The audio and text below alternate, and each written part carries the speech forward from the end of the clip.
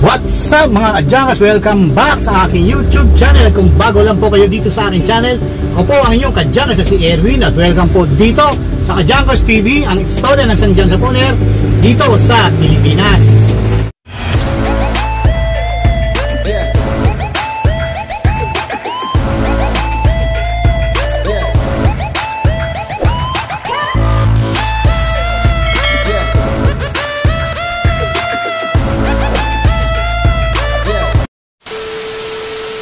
Today's video mga kadyans, no? Magandang hapon sa inyo pala mga kadyans, no? Dahil ang oras na ay 3:44 na ng hapon. Hapon na po mga kadyans, no? So ang araw ngayon ay Monday, September 29 na po mga kadyans, no? So ilang araw din tayo hindi nakapag-upload ng video, no? So 2 weeks na tayo hindi nakapag-upload, hindi lang pala araw, no? So yun, dito sa video nito mga kadyans, no? Para hindi masayang ang inyong panonood ay magpa-price update tayo ng presyo ng scrap battery doon sa aking nirerektahan dahil meron na namang pagbabago, no? So sa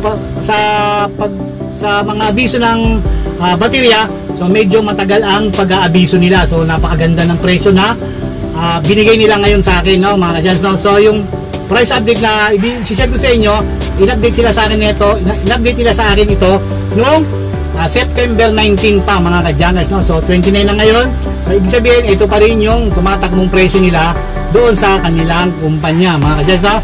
So huwag na natin patagalin. Kung handa na kayo, hawak na kayo ng ballpen at papel, sisimulan na natin ito in 5, 4, 3, 2, 1. Lista nyo na yan.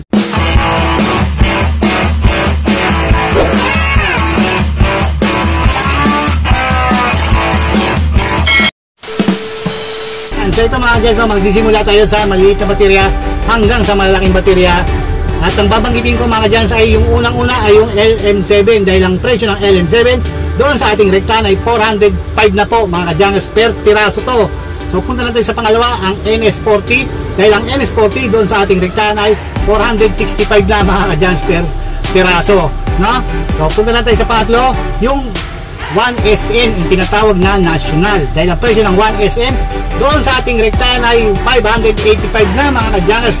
Napakataas ng mga baterya ngayon mga kadyangers, no? So masusubaybayan nyo pa pagdating sa dulo ng ating price update, no? So punta na tayo sa pang-apat yung 1SM. Ang presyo ng 1SM doon sa ating rektahan ay 680 na mga kadyangers per kilo. So napakataas ng 1SM na to. Dati bilihan lang dito 200, 300, mga ganun lang, no?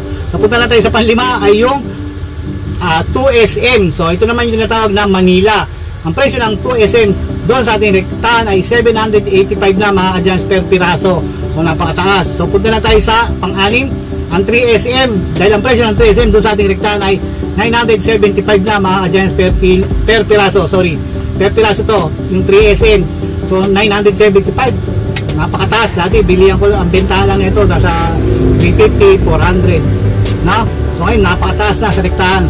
So punta na rin sa pang-pito ay yung 6SM dahil ang presyo ng 6SM doon sa ating rektahan ay 1,225 na mga kadyangers per piraso. Napakataas. So punta na tayo sa pinakamalaking sa mga malalaking baterya. Ito na yung pangwalo natin, yung 2D. Dahil ang presyo ng 2D doon sa ating rektahan ay 1,685 na mga kadyangers per piraso. Sinusundan niya nung pang-siyam yung 4D. Ang presyo ng 4D doon sa ating rektahan ay 1,985 na mga kadyangers per piraso. So napakataas. So kayo na lang didiskarte na ito kung magkano gusto nyong kitain, no? So wag naman mga saldo yung babaratin yung magbibenta sa inyo para mas maraming magbenta sa inyo ng baterya. So punta na tayo sa pang-10 ay yung 8D, yung pinakamalaking baterya, no? Yung mga pang-mixer. So ang presyo niyan doon sa ating rektahan ay 8D ay 2,550 na mga kadyangers per piraso. Napakataas. So punta na tayo sa mga per kilong baterya. Ito yung tinatawag na MCB o yung motorcycle battery. Kasama na dyan yung industrial battery. Dahil ang presyo ng MCB dry doon sa ating rektahan ay MCB dry big. Ang presyo niyan doon sa ating rektahan ay 54 pesos na mga kadyangers per kilo. At sinusundan niya ng pang 12 yung MCB o motorcycle battery na small. Kasama na dyan yung industrial na ang presyo ay 51 pesos per kilo. Yon mga kadyangers, no? Siyempre hindi mawawala yung price update natin sa presyo ng tingga, no? So ang presyo ng tingga doon sa ating rektahan ay 106 na mga kadyangers per kilo. So napakataas ng presyo ng tingga, 106 per kilo ng presyo ng tingga mga kadyangers, no? So wala tayong update doon sa tingga ng battery plate, no? Wala silang update doon, no? So sa mga nabanggit kong presyo, gawin nyo lang yan guys, ipagkumpara nyo lang yan doon sa mga umahakot sa inyo ng baterya o kung nagdi-deliver man kayo sa mga ibang kumpanya, no? Para napagkumpara nyo sila. So yung sa mga bago at nagsisimula pa lang, yan po ang mga presyo ng kalakal na scrap battery sa mga rektahan. So isip-isip po kayo kung gusto nyo mag-negosyo ng battery. So napakataas lang ng puhunan dyan sa presyo ng battery mga kadyans, no? Napakataas ng puhunan. Pero yung sa kita, pwede na kayo kumita dyan ng 300, 500, depende po sa inyo, no? At huwag po kayo mambabarat pagdating po sa baterya para maganda rin po ang kikitain nyo rin doon at marami pong magdala, no? So ayun, muli, sana nagustuhan nyo ating video for today. Kung nagustuhan nyo naman, paki-like naman, at kung di pa kayo nakasubscribe dito sa aking channel, click yung subscribe button, hit notification bell para ma-update po kayo sa mga bago i-upload ko pang mga video. So muli, ako ang inyong kadyals na si Erwin. Kita-kita po tayo sa susunod. See you on my next vlog. Bye-bye mga kadyals. Peace out. Yo, abangan nyo mga kadyals sa susunod na video ang pagtaas ng presyo ng tanso at metals. See you on the next vlog.